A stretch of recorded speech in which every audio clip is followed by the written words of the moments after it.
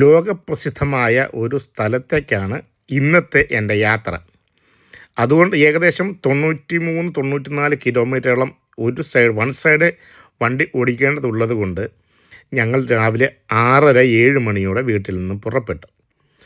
അങ്ങനെ പോകുന്നതിനിടെ എതിരെ വരുന്ന ലോറികളോ അങ്ങനെയുള്ള യാതൊരു വാഹനങ്ങളിൽ തന്നെ ഓണടിച്ച് ശല്യപ്പെടുത്തുകയോ പുറകിൽ നിന്ന് ഊണടിക്കുകയോ യാതൊന്നും ചെയ്യുന്നില്ല. കാരണം ഇവിടെ ഞാൻ പറഞ്ഞിട്ടുള്ളതുപോലെ റോഡ് നിയമങ്ങളെല്ലാം എല്ലാവരും വളരെ കാർക്കശ്യമായി, അതായത് നിർബന്ധമായും പാലിക്കുന്നു. ആരും നമ്മളിത് പാലിച്ചില്ലെങ്കിൽ നിങ്ങളെ അങ്ങനെ ചെയ്യും ഇങ്ങനെ ചെയ്യുമെന്ന് പറയാനായിട്ട് റോഡ് സൈഡിൽ RTO നിൽപ്പൊന്നുമില്ല. പക്ഷേ നമ്മളെല്ലാം തന്നെ അവരവരുടെ കാര്യങ്ങൾ നല്ലപോലെ പാലിച്ചുകൊണ്ട് ആ സൈഡ് കീപ്പ് ചെയ്ത് സ്പീഡ് സർക്കാർ നിഷ്കർഷിച്ചിട്ടുള്ള സ്പീഡിനനുസരിച്ചാണ് നമ്മൾ യാത്ര ചെയ്യുന്നത്.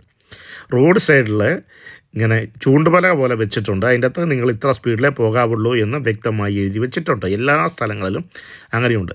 എല്ലാ വണ്ടിക്കാരും അതിൻ്റെ സ്പീഡിനനുസരിച്ചാണ് അതിലൂടെ യാത്ര ചെയ്ത് പോകുന്നത്. പക്ഷേ നമ്മളങ്ങനെ പോകുമ്പോൾ ചില ഏരിയകളിൽ അതിനോടൊത്ത് തന്നെ ഒരു LCD സ്ക്രീനും കാണാം. ആ LCD സ്ക്രീനിൽ അവർ പറഞ്ഞിട്ടുള്ള 80 കിലോമീറ്റർ സ്പീഡാണെന്നുണ്ടെങ്കിൽ ആ പ്രദേശത്തോട് പോകേണ്ടതെങ്കിൽ നമ്മൾ 80 കിലോമീറ്റർ താഴെയോ 80 കിലോമീറ്റർ ആണെങ്കിൽ താങ്ക് യു എന്ന് എഴുതി കാണിക്കുകയും നമ്മുടെ സ്പീഡ് എഴുതി കാണിക്കുകയും ചെയ്യും.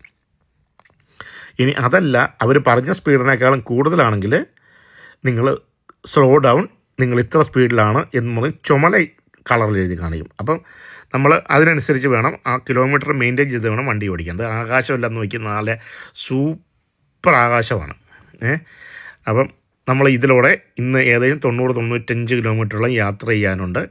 ഞങ്ങൾ ഇങ്ങനെ ഇന്നത്തെ യാത്രയ്ക്കുള്ള എല്ലാ ഒരുക്കങ്ങളും ഇന്ന് 2 ദിവസമായിട്ട് വീട്ടിൽ ചെയ്യുന്നുണ്ടായിരുന്നു. അങ്ങനെ ചെയ്ത് എവിടെയൊക്കെ കാണണം, എത്ര സമയം അവിടെ നിന്ന് തങ്ങണം, അങ്ങനെയുള്ള കാര്യങ്ങളെല്ലാം ഞങ്ങൾ കറക്റ്റായിട്ട് 2 പേരും കൂടെ ചർച്ച ചെയ്ത് തീരുമാനിച്ചാണ് ഞങ്ങളിന്ന് പോകുന്നത്. വലതുവശത്തെ ഞാൻ ഓടിക്കുന്നത് വലതുവശം അറ്റ്ലാന്റിക് സമുദ്രത്തിൻ്റെ സൈഡാണ് കാണുന്നത്. അവിടെ പഴയ ഒരു കോട്ടയുണ്ട്. പക്ഷേ അവിടെ വണ്ടി നിർത്താനുള്ള സമയം നമുക്കില്ല. നമ്മൾ തിരിച്ചു വരുമ്പോൾ അവിടെ വണ്ടി നിർത്തി ഇറങ്ങിയിട്ട് അതെല്ലാം കാണാം എന്നുള്ള ധാരണയിലാണ്. കാരണം നമ്മൾ പോകുന്നത് നമ്മൾ ഈ നോട്ട് ബുക്കിന് പുറത്ത് മാത്രം കണ്ടിട്ടുള്ള ഒരു സ്ഥലത്തേക്കാണ്. ലോകപ്രസിദ്ധമായ ഒരു സ്ഥലമാണ് നമ്മളിപ്പോൾ പോകുന്നത്. പോകുന്ന വഴിക്ക് ചില പ്രത്യേക സ്ഥലങ്ങളിൽ നമ്മൾ കയറുകയും അവിടെ കാഴ്ചകൾ നിങ്ങളുടെ മുമ്പിലേക്ക് ഞാൻ കൊണ്ടുവരികയും ചെയ്യും. അങ്ങനെ ഞങ്ങൾ മുമ്പോട്ട് യാത്ര ചെയ്യുകയാണ്. മുമ്പോട്ട് യാത്ര ചെയ്യുമ്പം കിൻവാര, കിൽഗോർഗൻ അങ്ങനെയുള്ള സ്ഥലങ്ങളിലൂടെ എല്ലാം കടന്നാണ് നമ്മൾ യാത്ര ചെയ്യുന്നത്. അപ്പോൾ അങ്ങനെ യാത്ര ചെയ്യുന്നതിനിടെ എതിരെ വരുന്ന വണ്ടിക്കാർ ചിലർ നമ്മൾ സൈഡ് കൊടുക്കും. ഇപ്പോൾ ഓപ്പോസിറ്റ് വരുന്ന വണ്ടിക്കാർ നമ്മളെ കടന്നു പോകുന്നത് നമ്മൾ സ്പീഡ് കുറയ്ക്കുകയാണെന്നുണ്ടെങ്കിൽ അവർ നമ്മളെ കൈ കൊണ്ട് ഇങ്ങനെ പൊക്കിയിട്ട് താങ്ക്സ് എന്ന് കാണിക്കും. പിന്നെ വഴിയാത്രക്കാർ നടന്നു പോകുമ്പോൾ നമ്മൾ ഫ്രണ്ടിലോട്ട് പോകുമ്പം നമ്മുടെ ലെഫ്റ്റ് സൈഡ് വഴിയാത്രക്കാരൻ നടക്കണം. നമ്മൾ ഇൻഡിക്കേറ്റർ ഇട്ട് പയ്യെ മണ്ടല്ലേ സൈഡിലേക്ക് മാറ്റി കൊടുക്കണം. അപ്പോൾ അവർ നമ്മളെ താങ്ക്സ് എന്ന് പറഞ്ഞ് കൈപൊക്കി കാണിക്കും. അങ്ങനെ ഇവിടെ ഭയങ്കര ആതിഥ്യ മര്യാദയും മര്യാദയാണ്. ഇപ്പോൾ ഈ കാണുന്ന കിൻവാര എന്ന് പറയുന്ന സ്ഥലമാണ്. ആ ടൗണിൻ്റെ തൊട്ട് പുറകിലായിട്ട് ബോട്ടുകൾ ഓടുന്നുണ്ട്, പായ്ക്കപ്പലുകളുണ്ട്. ഇതെല്ലാം കിൻവാര എന്ന് പറയുന്ന സ്ഥലമാണ്. ഇതൊക്കെ നമ്മൾ വരയിലൂടെ എന്ന് പറഞ്ഞാൽ ചിത്രരചനയിലൂടെയും അല്ലെങ്കിൽ നോട്ട് ബുക്കിൻ്റെ അങ്ങനെയുള്ള സ്ഥലങ്ങളിലൊക്കെ കണ്ടിട്ടുള്ളതാണ്. നമ്മൾ നേരിട്ട് കണ്ടുകൊണ്ട് ഇപ്പോൾ ഞാൻ അതിലൂടെ വാഹനം ഓടിച്ച് പോവുകയാണ്. കിൻവാരയിൽ മറ്റൊരു പ്രത്യേകത എന്ന് പറഞ്ഞാൽ ഇവിടെ ഒരു കത്തോലിക്ക ചർച്ചുണ്ട്. അപ്പോൾ ആ ചർച്ച് ഒന്ന് കാണണം എന്നെനിക്ക് ആഗ്രഹമുണ്ട്. ഞാനിപ്പോൾ തന്നെ ആ ചർച്ചിന് ഫ്രണ്ടിൽ വണ്ടി നിർത്തും.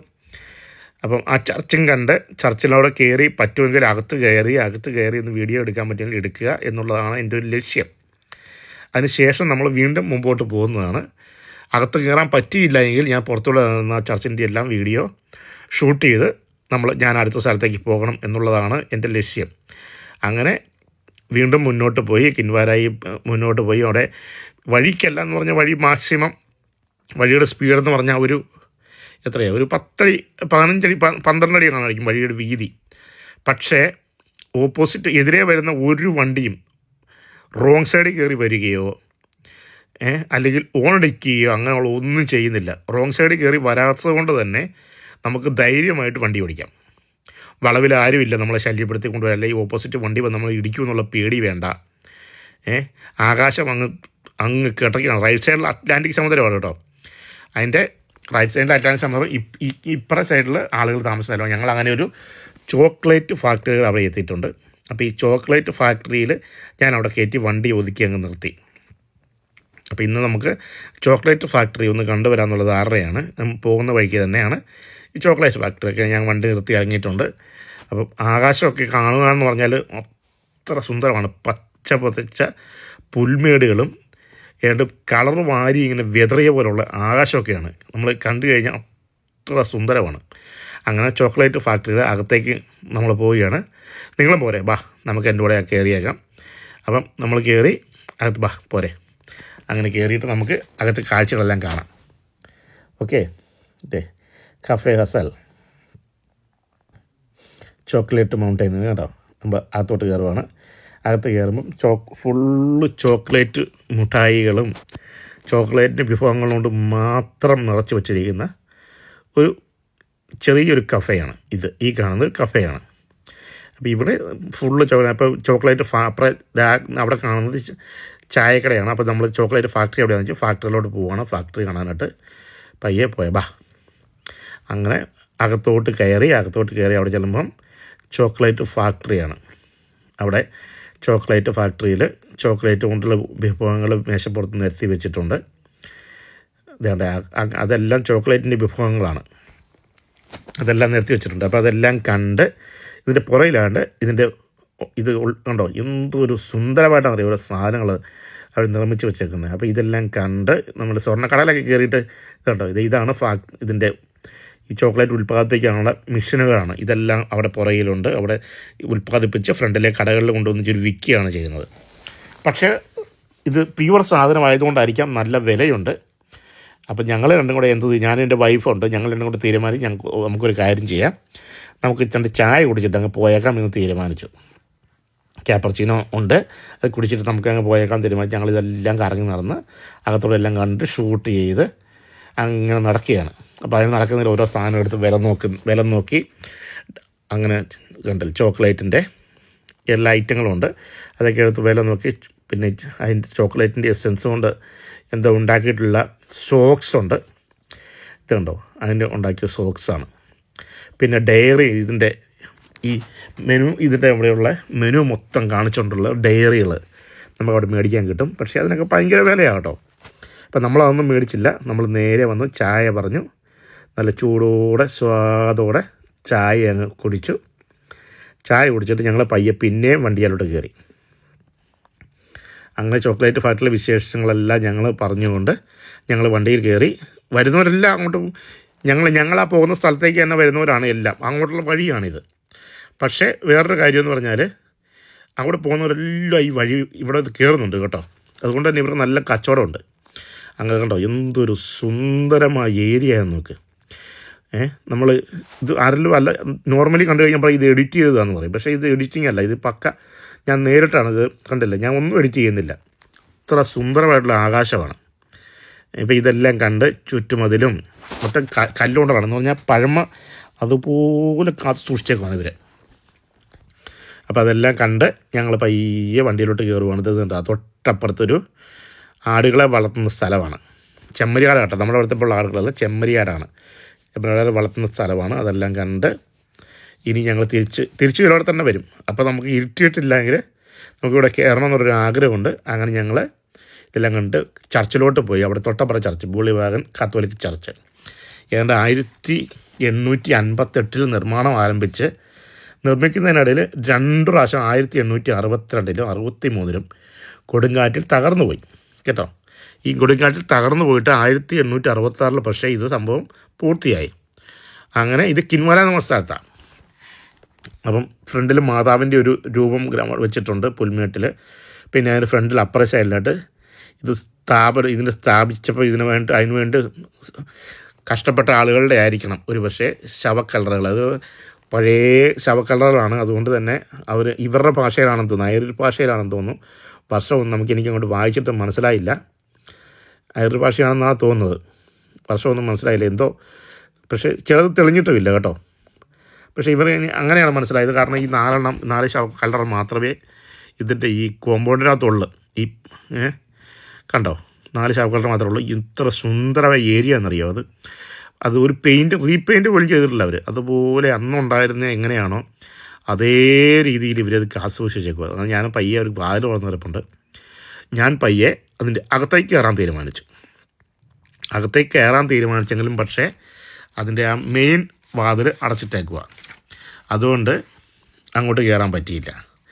അത് കുഴപ്പമില്ല. പക്ഷേ അകത്തുള്ളതെല്ലാം ഷൂട്ട് ചെയ്ത് ഞാൻ പയ്യെ പുറത്തോട്ടിറങ്ങി ഞാൻ പയ്യെ അതിൻ്റെ പരിസരമെല്ലാം ഷൂട്ട് ചെയ്ത് അതിൻ്റെ പുറകുവശവും ചുറ്റും എല്ലാം ഷൂട്ട് ചെയ്ത് ഞാൻ പയ്യെ നമ്മൾ പുറത്തോട്ട് ഇറങ്ങിയപ്പോൾ വീണ്ടും യാത്ര ചെയ്യാൻ പോവുകയാണ്. എത്ര സുന്ദരമായ ഏരിയ എന്ന് നോക്കി. ഇവിടെയൊക്കെ വന്ന് ഇത്ര കഷ്ടപ്പെട്ട് അധ്വാനിച്ച് ഈ ചർച്ചുകളെല്ലാം നിർമ്മിച്ച് 1800 എന്ന് പറഞ്ഞാൽ 18-ാം നൂറ്റാണ്ടിലും 17-ാം നൂറ്റാണ്ടുകളിലൊക്കെയാണ്. പിന്നീട് അങ്ങനെയാണിത് അന്ന് തൊട്ട് ഇത് കാത്തു സൂക്ഷിച്ച് പോരുകയും പിന്നീട് ജിയോളജിക്കൽ വകുപ്പ് ഏറ്റെടുക്കുകയും ചെയ്തിട്ടുള്ള സ്ഥാപനങ്ങളൊക്കെയാണ്. അപ്പം ഇങ്ങനെ ഉള്ള പല സ്ഥാപനങ്ങളും നമുക്ക് അയർലൻഡിൽ കാണാനാകും. കാരണം ഇവർ പഴമ നശിക്കാതെ കാത്തു സൂക്ഷിക്കാനായിട്ട് ഏറ്റവും കഴിവുള്ളവരാണ് ഈ അയർലൻഡുകാർ. അങ്ങനെ ഇതാണ് അതിൻ്റെ പ്രധാന ഒരു മെയിനായിട്ട് ഇതിന് ചുറ്റുമതിലൊക്കെ കെട്ടിയിട്ടുണ്ട് കേട്ടോ. ചുറ്റും കമ്പുവേലിയൊക്കെ ഇട്ടൊരു കല്ലറ. ഇതായിരിക്കും പ്രധാനപ്പെട്ട വ്യക്തിയുടെ കല്ലറ എന്ന് ഞാൻ വിശ്വസിക്കുന്നു. അങ്ങനെ ഇതൊക്കെ കണ്ട് ഞാൻ പയ്യെ റോഡിൽ ലാസ്റ്റത്തെ ഇത് കണ്ട് പയ്യെ ചർച്ചിനോട് യാത്രയൊക്കെ പറഞ്ഞ് ഞാൻ പയ്യെ റോഡിലേക്ക് ഇറങ്ങുകയാണ്. അപ്പം ഇനി വീണ്ടും മുൻപോട്ട് യാത്രയാണ് കേട്ടോ. അപ്പോൾ ഈ യാത്ര ചെയ്യുമ്പോൾ എന്ന് പറയുമ്പോൾ വഴിക്ക് വീതി കുറവായതുകൊണ്ട് തന്നെ ഓപ്പോസിറ്റ് വലിയ വലിയ ബസ്സുകളൊക്കെ വരുമ്പം നമ്മൾ വണ്ടി ശരിക്കും സ്ലോ ചെയ്ത് ഒതുക്കി കൊടുക്കണം. പക്ഷേ ലെഫ്റ്റ് സൈഡിൽ മൊത്തം ഇങ്ങനെ പുല്ലുകളും ചെടികളും ഒക്കെ നിറഞ്ഞിരിക്കുന്നുണ്ട്. വണ്ടി ഒത്തിരി ഒതുക്കാനും പറ്റത്തില്ല, കാരണം കല്ല് കയ്യാലയാണ്. അതുകൊണ്ട് വണ്ടി ഒത്തിരി ഒതുക്കാനും പറ്റത്തില്ല, പക്ഷേ ഒതുക്കാതിരിക്കാൻ പറ്റത്തുമില്ല. അപ്പോൾ അങ്ങനെ ഞാൻ ഇടയ്ക്ക് ഒരു സ്ഥലത്ത് നമ്മൾ ചെന്നപ്പോൾ വണ്ടി ക്യൂവിൽ പെട്ടുപോയി. കാരണം ഒരു ബസ് ഇങ്ങോട്ട് വരാൻ വേണ്ടിയിട്ട് വണ്ടിയെല്ലാം നിർത്തി കൊടുത്തപ്പം ഭയങ്കര അത്ര ജാമായിപ്പോയി വഴി.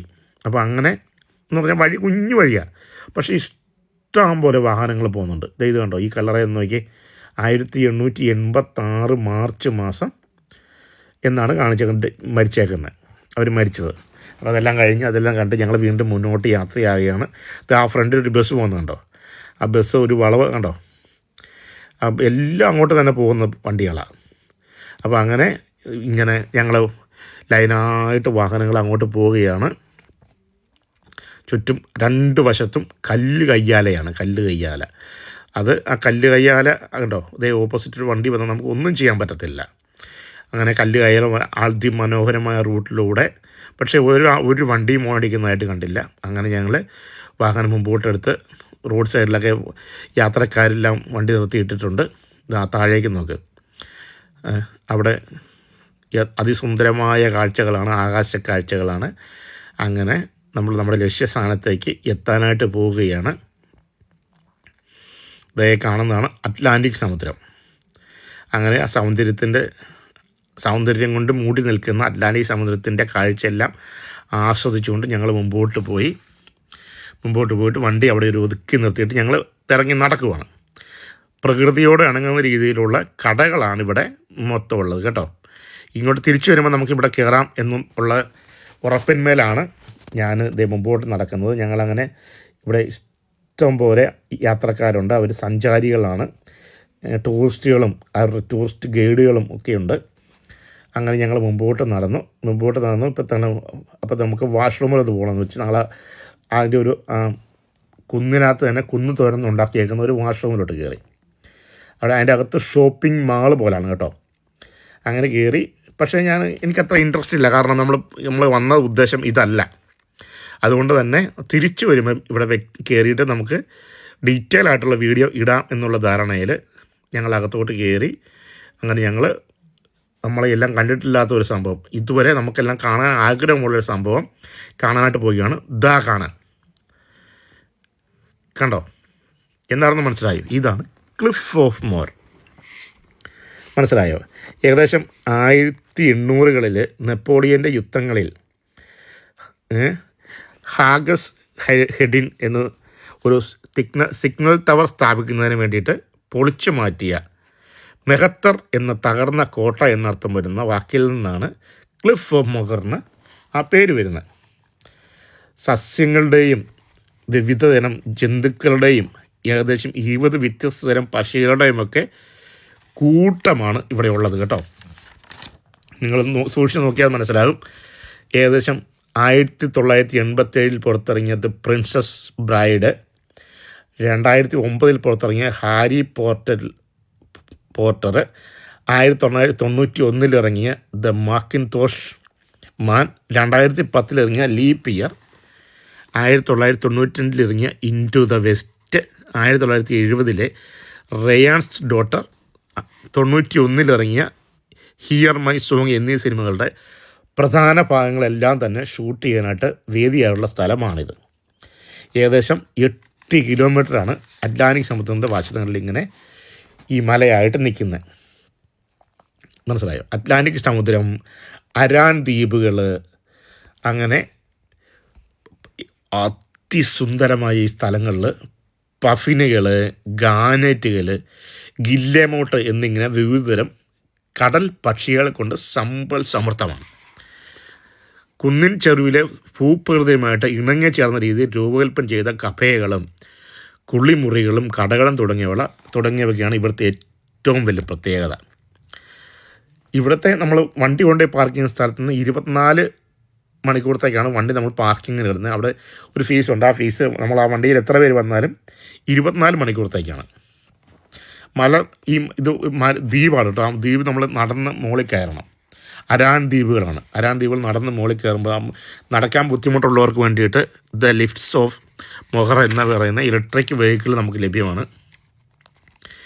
കണ്ടോ ഈ പാറക്കൂട്ടങ്ങൾ അറ്റ്ലാന്റിക് സമുദ്രത്തിൽ 8 കിലോമീറ്റർ നീളത്തിൽ ഇങ്ങനെ വ്യാപിച്ച് കിടക്കുകയാണ്. ഏകദേശം 702 അടി ഹൈറ്റാണ് ഇതിനുള്ളത്. ഈ പാറക്കെട്ടുകൾക്ക് മുകളിലൂടെ കല്ല് പാകിയ വഴികളാണ് മൊത്തം. അപ്പം ഞാനങ്ങനെ അവിടെ ചില പിയാനോ വായിക്കുന്ന ആളുകളും അങ്ങനെയുള്ള ആളുകൾ, ഭിക്ഷാടനത്തിലിരിക്കുന്ന ആളുകൾ അവരുടെ സ്വന്തം കലകളെ ഇങ്ങനെ നമുക്ക് മുന്നിൽ പ്രദർശിപ്പിച്ചാണ് പൈസ മേടിക്കുന്നത്. അല്ലാതെ നമ്മളവിടെ നമ്മുടെ നാട്ടിലുള്ളതുപോലെ തന്നെ നമുക്ക് മുമ്പിൽ ചുമ്മാ വന്ന് കൈ നീട്ടുന്ന ആരെയും നമുക്കിവിടെ കാണാൻ പറ്റത്തില്ല. ഇതുണ്ട്. അതിനിടയ്ക്ക് ഒരു ഗുഹ കാണാൻ പറ്റുന്നുണ്ട്. ഗുഹയിൽ വിവിധതരം പക്ഷികളൊക്കെ, ഒത്തിരി തരം പക്ഷികളൊക്കെ ഉണ്ട്. അങ്ങനെ ഇതാണ് ക്ലിഫ് ഓഫ് മൊഹർ. നമ്മൾ ഈ നോട്ട് ബുക്കിൻ്റെ പുറത്തൊക്കെ കാണുന്ന ഫോട്ടോ ഉണ്ടല്ലോ, ആ ഫോട്ടോയാണ് ഞാൻ നിങ്ങളെ നേരിട്ട് കാണിച്ചുകൊണ്ടിരിക്കുന്നത്. അപ്പം ഞാൻ ഇത് കാണാൻ വേണ്ടിയിട്ടാണ് രാവിലെ 8 മണിക്ക് വീട്ടിൽ നിന്ന്. ഇപ്പം നമുക്ക് ഏകദേശം 11:45 അതിനിടയ്ക്ക് താഴെക്കൂടി സ്പീഡ് ബോട്ടിൽ സഞ്ചരിക്കുന്നതെന്ന് പറഞ്ഞാൽ ഷിപ്പുകളിൽ സഞ്ചരിക്കുന്ന ആളുകൾ, ഇത് കാണാൻ വേണ്ടിയിട്ട് വരുന്ന ആളുകളാണ്. അവർ ഉണ്ട്. അടുത്ത പ്രാവശ്യം ഞാൻ വരുമ്പോൾ അതിൽ യാത്ര ചെയ്യാമെന്നുള്ളൊരു ധാരണയിലാണ് ഞാൻ ഇരിക്കുന്നത്. മൊത്തം സഞ്ചാരികളാണ്. അതിനൊരു വാച്ച് ടവർ ഉണ്ട് കേട്ടോ. ആ വാച്ച് ടവറാണ് ഞാൻ കുറച്ച് മുമ്പേ പറഞ്ഞ ആ നെപ്പോളിയൻ്റെ കാലത്തുള്ള 1800 നെപ്പോളിയൻ യുദ്ധകാലത്തെ ഒരു ടവറാണത്. ആ ടവറാണ് ഇങ്ങനെ കാത്തു സൂക്ഷിച്ചേക്കുന്നത്. അപ്പോൾ യുനെസ്കോയുടെ ഗ്ലോബൽ ജിയോളജിക്കൽ സർട്ടിഫിക്കറ്റുള്ള ക്ലിഫ് ഓഫ് മൊഹറാണ് നമ്മൾ നിങ്ങളുടെ കണ്ടുകൊണ്ടിരിക്കുന്നത്. വളരെ സസ്യജാലങ്ങളും ജന്തുജാലങ്ങളും പക്ഷികളെയും കൊണ്ട് നിറഞ്ഞിട്ടുള്ള പ്രദേശമാണ്. വിവിധതരം സസ്യജാലങ്ങൾ നമുക്കത് കാണാൻ പറ്റുന്നുണ്ട്. അതിസുന്ദരമായ വെള്ളമെല്ലാം നീല കളറിലാണ് കേട്ടോ കാണാൻ പറ്റുന്നത്. ഇങ്ങനെ അടിച്ച് നീല കളറിലാണ്. അതിൻ്റെ ഈ പാറക്കെട്ടിന് മുകളിലൂടെ ഇങ്ങനെ കല്ല് വിരിച്ചേക്കുന്ന സ്ഥലത്തൂടെ യാത്രക്കാരുടെ ബഹളമാണ്. ഇടയ്ക്കിടയ്ക്ക് താഴെ ഡോൾഫിനുകൾ ഇങ്ങനെ കുത്തിച്ചാടുന്നത് നമുക്ക് കാണാൻ പറ്റുന്നുണ്ട്. ഇപ്പം ഏകദേശം ഒരു 3/4 കിലോമീറ്ററോളം ഡിസ്റ്റൻസ് ഉണ്ട് ഞാൻ നിൽക്കുന്ന സ്ഥലവും ഈ കടലും തമ്മിൽ. 3/4 1 കിലോമീറ്റർ കാണും. അതുകൊണ്ട് തന്നെ നമുക്ക് കാഴ്ച എനിക്ക് കാണാനേ പറ്റുന്നുള്ളൂ. ഞാനിപ്പം ഈ വീഡിയോ എടുക്കുന്നത് ഐഫോണിലാണ്. അതുകൊണ്ട് സൂമിങ് അത്ര ക്ലിയർ ആയിട്ട് കിട്ടുന്നില്ല. കാരണം അത്രയും സൂം ചെയ്താലും നിങ്ങൾക്ക് ഇത് ക്ലിയർ ആയിട്ട് കാണാൻ പറ്റാത്തതുകൊണ്ടാണ് എനിക്ക് അങ്ങനെ എടുക്കാൻ പറ്റാത്തത്. ഇതെൻ്റെ വൈഫാണ്. ഞങ്ങൾ രണ്ടുപേരാണ് യാത്ര ചെയ്യുന്നത്. എന്നെ ഏത് യാത്രയിലും സപ്പോർട്ട് ചെയ്യുന്ന ആളാണ്. ഞങ്ങൾ കൂടെ നിന്ന് എല്ലാ യാത്രയിലും ഞങ്ങളോടൊപ്പം ഞങ്ങൾ ഒരുമിച്ചാണ്. കട്ട വൈബാണ് കേട്ടോ. അപ്പം ആ ടവറിനുള്ളിലേക്ക് ഞാൻ കയറുക. ആ ടവറിനുള്ളിൽ പഴയ ചില ചരിത്ര രേഖകൾ ഇങ്ങനെ വെച്ചിട്ടുണ്ട്. അത് ചെറിയ മ്യൂസിയം പോലെയാണ്. ഇനി ആ ടവറിന് മുകളിലേക്ക് കയറിപ്പോകണം. ആ ടവറിനേക്ക് മുകളിൽ കയറിയപ്പം ഭയങ്കര കാറ്റാട്ടോ മുകളിൽ. പക്ഷേ ഇരുമ്പ് ഗോവേണിയാണ്. വട്ടം ഇങ്ങനെ മുകളിൽ കയറിച്ചാണ്. അതിൻ്റെ അടുത്ത് ജനറേറ്റർ ഉണ്ട്. ജനറേറ്റർ വെച്ചാണ് ഇതിൻ്റെ അകത്ത് കറണ്ട്. അങ്ങനെ കറങ്ങി ഞങ്ങൾ മുകളിൽ ചെല്ലുമ്പം കണ്ടോ, മുകളിൽ നിന്നുള്ള വൈബെന്ന് പറഞ്ഞാൽ ഭയങ്കര കാറ്റാണ്. ചെറിയ കണ്ടോ എന്തൊരു സൂപ്പറാന്ന് നോക്ക് കാഴ്ച. അപ്പോൾ ഇതെല്ലാം കണ്ട് ഞങ്ങളിങ്ങനെ നടക്കുവാണ്. കണ്ടോ, ആ ചെറിയ ഒരു വിടവിനകത്തൂടെയാണ്. അപ്പം അതിനകത്ത് ഞാൻ ശ്രദ്ധിച്ച വേറൊരു കാര്യമുണ്ട് കേട്ടോ. ഇതിന് നടുക്ക് ഒരു സംഭവമുണ്ട്. ആ സംഭവം എന്ന് പറഞ്ഞിട്ടുണ്ടെങ്കിൽ ഒരു ചെറിയ അതിൻ്റെ ഒരു തൂണാണ്. ആ തൂണേൽ നമ്മുടെ നാട്ടിലൊക്കെ ഉള്ള പിള്ളേർ സെറ്റ് ഇവിടെ ഉണ്ടെന്നുള്ളതിന് ഏറ്റവും വലുത്. അതുകൊണ്ടോ സ്റ്റിക്കർ ഒട്ടിച്ച് പേര് എഴുതി ഐ ലവ് എന്നുള്ള സിമ്പിൾ ഒട്ടിച്ച് എല്ലാ നാട്ടിലും ഇങ്ങനെ ഉണ്ടെന്ന് ഓരോരുത്തർ. അത് നമ്മൾ എല്ലാ നാട്ടിലും ഉണ്ട്. രാജ്യവ്യത്യാസമോ അങ്ങനെയൊന്നുമില്ല. ഏജ് ഏതാണോ ആ ഏജിലുള്ള പിള്ളേർ എവിടെയുണ്ടോ അവരെല്ലാം അത് ചെയ്തിരിക്കും. അങ്ങനെ അത് കണ്ടോ സ്റ്റിക്കറൊക്കെ ഒട്ടിച്ചിട്ട് ലവിൻ്റെ സിമ്പിളും ഐ ലവ് യു എന്നൊക്കെ എഴുതി ചിലരുടെ പേരൊക്കെ കുത്തി കോറി വരച്ച് വെച്ച് എന്ന് പറഞ്ഞാൽ അവിടെ വന്നിട്ടുണ്ടായിരുന്ന തെളിവാണ്. അങ്ങനെ ഞാൻ വീണ്ടും അവിടുന്ന് അത് ഒത്തിരി വീതിയൊന്നും ഇല്ലാത്തതാണ്. അപ്പം നമ്മൾ ഒരാൾ നടന്നു കഴിഞ്ഞാൽ ആ ഫ്രണ്ടിൽ പോകുന്ന ആൾ പോയി അതിൻ്റെ പുറകെ പോയി നമ്മൾ താഴേക്ക് ഇറങ്ങാനേ പറ്റത്തുള്ളൂ. അങ്ങനെ ഞങ്ങൾ താഴേക്ക് ഇറങ്ങുവാണ്. താഴേക്ക് ഇറങ്ങി ഞാനിങ്ങനെ കണ്ടോ പടികൾ വട്ടം കറങ്ങി താഴെ ഇറങ്ങുവാണ്. അങ്ങനെ താഴെ ചെന്നിട്ട് കണ്ടോ താഴെ ചെന്നിട്ട് അപ്പം നേരെ മുമ്പിൽ അറ്റ്ലാന്റിക് സമുദ്രവും ലെഫ്റ്റ് സൈഡിൽ അതിൻ്റെ വെള്ളം കയറി കിടക്കുന്ന സ്ഥലമാണ്. കണ്ടോ ലെഫ്റ്റ് സൈഡിൽ വെള്ളം കയറി കിടക്കുന്ന സ്ഥലമാണ്. ഫ്രണ്ടിലാണ് ഞാൻ നിൽക്കുന്ന നേരെ മുമ്പോട്ട് നോക്കുന്നതാണ് അറ്റ്ലാന്റിക് സമുദ്രം. അവിടെയാണ് ഉണ്ടോ ഈ വരുന്നതാണ് ഞാൻ ആ പറഞ്ഞ ഇലക്ട്രിക് വെഹിക്കിൾ. നടക്കാൻ പറ്റത്തില്ലാത്ത ആൾക്കാരും അത് ഞങ്ങൾ അങ്ങോട്ട് നടന്നു പോകുന്ന വഴിക്ക് ഇങ്ങോട്ട് വീൽ ചെയറിൽ ഒരു ചേട്ടനെ തള്ളിക്കൊണ്ട് വരുന്നത് ഞങ്ങളുടെ ശ്രദ്ധയിൽപ്പെട്ടു. മലയാളികളുണ്ടായിരുന്നു കേട്ടോ. ഇടയ്ക്കിടയ്ക്ക് മലയാളം പറയുന്ന ആൾക്കാരെ ഞങ്ങൾ കാണാൻ പറ്റി. ചില ആൾക്കാർ നമ്മളെ കണ്ട് വിഷ് ചെയ്യും. പക്ഷേ നമ്മളെ മലയാളികൾ തമ്മിൽ വിഷ് ചെയ്യുന്നതിനേക്കാളും കൂടുതലെന്ന് പറഞ്ഞാൽ ഇവിടെയുള്ള ആളുകളാണ് നമ്മൾ ഏറ്റവും കൂടുതൽ വിഷ് ചെയ്യുന്നത് കേട്ടോ. നമ്മൾ ഒന്ന് നോക്കി ഹായ് എന്ന് പറയാതെ ആരും അങ്ങോട്ടും ഇങ്ങോട്ടും കടന്നു പോകത്തില്ല. ഗുഡ് മോർണിംഗ് ആണെങ്കിൽ ഗുഡ് മോർണിംഗ് പറയാതെ ആരും അങ്ങോട്ടും ഇങ്ങോട്ടും കടന്നു പോകത്തില്ല.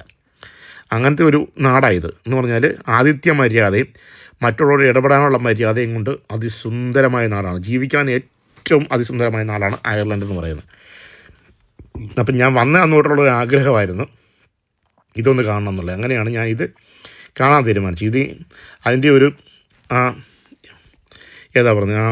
പാറക്കെട്ടിൻ്റെ ഒരു രൂപം അവരവിടെ ഉണ്ടാക്കി വെച്ചിട്ടുണ്ട്. ആ ഉണ്ടാക്കി വെച്ചിട്ടുള്ള രൂപം അത് ചുമ്മാ അവിടെ ഉണ്ടാക്കിയൊരു സ്തൂപം പോലെ ഇങ്ങനെ ഉണ്ടാക്കി വെച്ചേക്കുവാണ്. ആ കാണുന്നുണ്ടോ? ആ കാണുന്നിടത്താണ് ഞാൻ വണ്ടി ഇട്ടേക്കുന്നത്. ഏകദേശം 1.5 കിലോമീറ്റർ ദൂരമുണ്ട്. ആ കാണുന്ന കാറുകൾ മാത്രം കിടക്കാനുള്ള സ്ഥലവും ഇപ്പുറത്തെ ബസ്സുകൾ ഇടാനുള്ള സ്ഥലവും കണ്ടോ. അവിടെ ബസ് ഇടാനുള്ള സ്ഥലം അങ്ങനെയാണ്. 1.5 കിലോമീറ്റർ നടക്കാനുണ്ട്. ഞാനിപ്പോൾ നിൽക്കുന്ന ഒരു മലയുടെ മുകളിലാണ്, ദ്വീപിൻ്റെ മുകളിലാണ് നിൽക്കുന്നത്. ഇനി താഴേക്ക് ഇറങ്ങി നടന്നു പോകണം. ആ പോകുന്ന വഴിക്ക് ഞാൻ ആ കണ്ട കടകളിലേക്ക് ഒന്ന് കയറണമെന്നുണ്ട്. അവിടെ കയറി എന്തെങ്കിലും ഭക്ഷണം കിട്ടാണല്ലോ കഴിക്കണം. ഇപ്പോൾ ഏതാണ്ട് 12:30 മണി ആകാൻ പോവാണ്. അങ്ങനെ ഞങ്ങൾ അങ്ങോട്ട് താഴേക്ക് ഇറങ്ങുകയാണ്. കണ്ടോ വാഹനം കയറി വരുന്നത്. ഇത് 1901 ഒരു സെൻസസിൻ്റെയാണ്. അപ്പോൾ ഞങ്ങൾ താഴെ ഇറങ്ങിയപ്പോൾ ആ ഒരു കടയ്ക്കകത്ത് കയറിയപ്പോൾ ആ കടയ്ക്കകത്ത് കണ്ടൊരു കാഴ്ചയാണിത്. 1901 സെൻസസിൻ്റെയാണ്. അതിനകത്ത് ഒരു വീട്ടിലെയാണ്. ആ വീട്ടിലെ ആണ് 2 പേരെ ഉള്ളതെന്ന് അവിടെ. ഇവരൊക്കെ എന്ന് പറഞ്ഞാൽ 1901 അന്നത്തെ പ്രമാണിമാരും രാജാക്കന്മാരുടെ കുടുംബക്കാരൊക്കെ ആയിരിക്കും കേട്ടോ. ഒരു വീട്ടിലെ 2 പേരേ ഉള്ളൂ. അതുപോലെ തന്നെ ഇപ്പുറ സൈഡിലും ഉണ്ട്. ഇപ്പുറ സൈഡിൽ വേറൊരു വീടിൻ്റെ കാണുന്നുണ്ട്. അതിൻ്റെ അകത്ത് ഏതാണ്ട് 6 പേരുണ്ട്. ഇതിനകത്ത് അപ്പോൾ ഇത് നമ്മുടെ സെൻസസിൻ്റെ വോട്ടർ പട്ടികയുണ്ടല്ലോ, വോട്ടർ പട്ടികയുടെ പഴയകാല രൂപമാണ് ഞാൻ ഈ കണ്ടുകൊണ്ടിരിക്കുന്നത്. പിന്നെ ഏകദേശം 150 വർഷം പഴക്കമുള്ള മ്യൂസിക്കൽ ഇൻസ്ട്രുമെൻസുകൾ കണ്ടോ. ഇതൊരു അന്തർവാഹിനിയുടെ രൂപമാണ്. ആ അന്തർവാഹിനി അതിൻ്റെ മുകളിൽ അതിൻ്റെ ഫുള്ള് കൊടുത്തിട്ടുണ്ട്. അതിൻ്റെ അന്തർവാഹിനി ഉപയോഗിച്ചിരുന്നത് ഇതെന്ന് പറഞ്ഞാൽ ഭൂമിയുടെ ഗതിവിഗതി നിയന്ത്രിക്കുന്ന ഒരു മെഷീനാണ്. ആ മെഷീനാണ്. അതിൻ്റെ മെഷീനിൽ എങ്ങനെ അത് മുകളിൽ കാണുന്ന കമ്പ്യൂട്ടറിൽ കറക്റ്റായിട്ട് ഓടിക്കൊണ്ടിരിക്കുകയാണ് കണ്ടോ. അത് നിലവിലിപ്പം വർക്ക് ചെയ്യുന്നുണ്ട് കേട്ടോ. ഇതാ കണ്ടോ, സൂക്ഷിച്ച് നോക്കിയാൽ നമുക്ക് മനസ്സിലാവും അത് വർക്ക് ചെയ്യുന്നുണ്ട്. അതിൻ്റെ അകത്താണ് നമ്മൾ ഈ ഒരുപക്ഷെ സുനാമിയുള്ള മുന്നറിയിപ്പും ഒക്കെ നമുക്ക് ഒരുപക്ഷെ ഇതിനകത്തായിരിക്കും അറിയാൻ പറ്റുക എന്നാണ് എൻ്റെ ഒരു കണക്കുകൂട്ടൽ. അപ്പോൾ അങ്ങനെയുള്ള സംഭവങ്ങളും ഗതി മാറി കാറ്റ് വീശുന്നതും കൊടുങ്കാറ്റ് വരുന്നതും വെള്ളപ്പൊക്കം വരുന്നതെല്ലാം ചിലപ്പോൾ ഇതിൻ്റെ കാണാൻ പറ്റിയേക്കും. അപ്പോൾ ഇതിൻ്റെ ഓപ്പറേറ്റർ ഞങ്ങൾ ചെല്ലുന്ന 2 മിനിറ്റ് മുമ്പാണ് ഇതിൻ്റെ നോക്കിയിരിക്കുന്ന ആൾ അവിടെ നിന്ന് എഴുന്നേറ്റ് പോയത്. അപ്പോൾ ഞാൻ അങ്ങനെ ഇതിൻ്റെ അകത്തോടെ നടക്കുവാണ്. അകത്തോടെ നടന്ന് വേറൊരു സംഭവം അവിടെ അടുത്ത്. അപ്പോൾ അങ്ങോട്ട് ഞങ്ങൾ പയ്യെ നടക്കുക. അത് നമ്മൾ ചെന്ന് കഴിഞ്ഞാൽ നിങ്ങൾക്ക് മൊബൈൽ ചാർജ് ചെയ്യുന്നൊരു സംഭവമാണ്. അങ്ങനെ നമ്മൾ അങ്ങോട്ട് നടക്കുവാണ്. അവിടെ ചെന്ന് ഇനി മൊബൈൽ ചാർജ് ചെയ്യാൻ വെക്കുന്നതിന് മുമ്പ് തന്നെ ഇനി 2-3 കടക്കാരാണ്. ഇതാണ് മൊബൈൽ ചാർജ് ചെയ്യുന്ന സംഭവം എന്ന് പറഞ്ഞാൽ. അവിടെ ചെല്ലുക, അവിടെ ഒരു മൊബൈൽ അത് ഓപ്പൺ ചെയ്യാണ്ട് സ്വിച്ച് അടിക്കുക. നമ്മളൊരു പാസ്വേഡ്, നമ്മൾ സ്വന്തമായിട്ടുള്ളൊരു പാസ്വേഡ് ഞെക്കിയിട്ട് അവിടുത്തെ ഒരു ബോക്സിൻ്റെ നമ്പർ അടിച്ചു വിടണം. എന്നിട്ട് വേണം പാസ്വേഡ് ഒന്നുകൂടെ ഞെക്കിയിട്ട് ഓപ്പൺ ബോക്സ് എന്ന് പറയുമ്പോഴത്തേക്കും ആ ഒരു ബോക്സ് ഓപ്പൺ ആയിട്ട് വരും. നോക്കണം. ആ ബോക്സ് ഒരെണ്ണം ഓപ്പണായി വരും. അപ്പോൾ അതിനടുത്ത് ചാർജർ 3-4 ചാർജർ കൊടുത്തിട്ടുണ്ട് ഓൾറെഡി. നമ്മുടെ ഫോൺ കുത്തി വെക്കുക, അതങ്ങ് അടച്ചു വെക്കുക, നമ്മളങ്ങ് പോയിക്കൊള്ളുക. അങ്ങനെ ഒരു 1/4 മണിക്കൂർ കഴിഞ്ഞിട്ടാണ് ഞാൻ വന്ന് അവിടെ കുത്തിയിട്ട് വെച്ച് ഞാൻ വന്ന് ഫോൺ എടുത്തത്. ഫോൺ എടുക്കാൻ നേരത്തും അങ്ങനെ തന്നെ നമ്മൾ വരിക, ആ റെഡ് സ്വിച്ച് ഉണ്ടല്ലോ, ആ സ്വിച്ചിൽ അത് ബോക്സ് ഓപ്പൺ ചെയ്യാനുള്ള സ്വിച്ചാണ്, അത് ഞെക്കുക, പാസ്വേഡ് അടിച്ചു കൊടുക്കുക, ബോക്സ് നമ്പർ അടിച്ചു കൊടുക്കുക, പിന്നെയും പാസ്വേഡ് അടിച്ചു കൊടുക്കുക. അപ്പോൾ നമ്മുടെ ബോക്സ് തുറന്ന് വരും, മൊബൈൽ തിരിച്ചെടുക്കുക. ഇതാണ് മെഷീൻ. ഇതൊക്കെ വെറൈറ്റി ഐറ്റംസാണ്. ഇതുപോലെ ഏതാണ്ട് 10-12 മെഷീൻ അവിടെ ഇരിപ്പുണ്ട്. അപ്പം ഒരു ബോക്സിനകത്ത് തന്നെ 3 മൊബൈൽ വെക്കാവുന്ന സ്ഥലത്തില്ല, 3 ചാർജറുണ്ട്. അപ്പം 10 ബോക്സിനുള്ളിൽ 30 ചാർജർ, 30 മൊബൈൽ അതിൻ്റെ അത് വെക്കാൻ പറ്റും. അങ്ങനെയുള്ളതാണ്. അപ്പം അങ്ങനെ എടുത്ത് ഞാൻ തിരിച്ച് നടത്തിയാണ്. അപ്പം അവിടെയായിട്ട് ഈ കടയിലോട്ട് ഞാൻ കയറാൻ, അവിടെയുള്ളൊരു കടയുണ്ട്, ചായക്കടയിലാണ് പോയിട്ടാണ് ആ കടയിലോട്ടൊന്ന് കയറണമെന്നൊരു ആഗ്രഹമുണ്ട്. അതുകൊണ്ടാണ് ഞാനങ്ങനെ പോകുന്നത്. അപ്പം ഇടയ്ക്ക് ഫോട്ടോകളൊക്കെ എടുത്ത് ഞങ്ങൾ നടക്കുകയാണ്. അതിസുന്ദരമായ കാഴ്ചയാണ്. ഈ കാഴ്ച ഞങ്ങൾക്കിപ്പോൾ സത്യം പറഞ്ഞാൽ എനിക്ക് വിട്ടിട്ട് പോരാണ്ടൊരു മനസ്സില്ല. ചരിത്രപ്രസിദ്ധമായ സാധനം, ഞാൻ ഹിസ്റ്ററിയാണ് പഠിച്ചത്, അതുകൊണ്ട് തന്നെ വിട്ടിട്ട് പോരാൻ മനസ്സില്ല. പക്ഷേ ഞാൻ പോരായിരിക്കാൻ പറ്റത്തില്ലല്ലോ. അങ്ങനെ ഞങ്ങൾ ഈ കാഴ്ചകളെല്ലാം കണ്ട് ഞങ്ങൾ ഏകദേശം ഒരു 3:30 അവിടെ നിന്ന് പോന്നു. അപ്പം ഈ വീഡിയോ എല്ലാവർക്കും ഇഷ്ടപ്പെട്ടു എന്നാണ് എൻ്റെ വിശ്വാസം. അടുത്തത് എനിക്ക് വേറൊരു സ്ഥലത്തേക്ക് പോകാനുള്ളത് ഒരു ഗുഹയാണ് കേട്ടോ. അപ്പം ക്ലയറിലാണ് ഈ ഗുഹ സ്ഥിതി ചെയ്യുന്നത്. ഇതാണ്ടോ, അറ്റ്ലാന്റിക് സമുദ്രത്തിൻ്റെ കരയിൽ കൂടിയാണ് ഞാൻ വണ്ടി ഓടിച്ചുകൊണ്ട് പോകുന്നത്. വലതുവശത്ത് നോക്കിയാൽ അറ്റ്ലാന്റിക് സമുദ്രം കാണാം. നേരെ മുൻപിലായിട്ട് ആ പോകുന്ന വണ്ടി ഉണ്ടോ, ആ പോകുന്ന വണ്ടി ലെഫ്റ്റ് സൈഡിലേക്ക് ഇൻഡിക്കേറ്റർ ഇട്ട് പോകുമ്പോൾ അവർ ആ ക്ലയറിലെ ഗുഹയിലേക്ക് പോകുന്നതാണെന്ന് തോന്നുന്നു. അപ്പോൾ അങ്ങനെയാണ് ഞാനും ഇത് കാണുന്നുണ്ടോ, ചെമ്മരിയാടികൾ മേയുന്നതാണ്. ചുറ്റും റോഡിന് 2 വശവും കൽക്കെട്ടാണ്. അങ്ങനെ ഞാൻ ക്ലയറിലെ ഈ ഗുഹയിലേക്ക് പോകാൻ തീരുമാനിച്ചു. ഏകദേശം 13-ാം നൂറ്റാണ്ടിൽ നിർമ്മിച്ച ബെല്ലിനാലക്കൻ ഒരു കോട്ടയെന്ന് പറഞ്ഞൊരു കോട്ട എവിടെയുണ്ട്. ചുണ്ണാമ്പ് പാറയുടെ മുകളിൽ സ്ഥിതി ചെയ്യുന്നൊരു കോട്ടയുണ്ട്. ഒരു പക്ഷേ 1390 ഐറിഷ് അധികേന്ദ്രമായ ഓ'കോണേഴ്സ് കുടുംബത്തിൻ്റെ ഭാഗമായിരുന്നിരിക്കാം ഈ കോട്ട എന്നാണ് പറയപ്പെടുന്നത്. അങ്ങനെ ബെയിലേന ലിച്ചനിൽ നിന്നാണ് ഈ ബെല്ലിനായ്ക്കൻ എന്ന പേര് വരുന്നതെന്ന് അറിയപ്പെടുന്നത്. ഈ കോട്ടയെ കൺട്രി ഹൗസ് ഹോട്ടലായിട്ടാണ് ഇന്നറിയപ്പെടുന്നത് കേട്ടോ. അപ്പോൾ അങ്ങനെ ഞങ്ങളിതെല്ലാം കണ്ട്, പക്ഷേ ഞങ്ങൾ ഈ ഗുഹയ്ക്കകത്തുള്ളിൽ ഇറങ്ങിയിട്ടില്ല. കാരണം ഗുഹയ്ക്ക് ഇറങ്ങിയാൽ 120 പടികളുണ്ട് ഒരു സൈഡിലേക്ക്. അതുകൊണ്ട് തന്നെ അങ്ങ് താഴേക്ക് ഇറങ്ങിപ്പോയിട്ട് തലയൊക്കെ കുനിച്ച് പിടിച്ച് ടോർച്ചൊക്കെ അടിച്ച് പോകേണ്ട ഒരു ഗുഹയാണ്. അതുകൊണ്ട് ഞങ്ങൾ ആ ഗുഹയിൽ പോയില്ല, ഞങ്ങൾ തിരിച്ചു പോന്നു. അങ്ങനെ ഞങ്ങൾ ജീവിതത്തിൽ ഇതുവരെ കാണാത്ത ഏറ്റവും സുന്ദരമായ ഒരു കാഴ്ച കണ്ട് തിരിച്ചു പോരുകയാണ്. അങ്ങനെ ഈ വീഡിയോ എല്ലാവർക്കും ഇഷ്ടപ്പെട്ടു എന്നുണ്ടെങ്കിൽ ലൈക്ക് ചെയ്യുക, കമൻറ്റ് ചെയ്യുക, ഷെയർ ചെയ്യുക, ഫോളോ ചെയ്യുക, എന്നെ സബ്സ്ക്രൈബ് ചെയ്യുക. Thank you.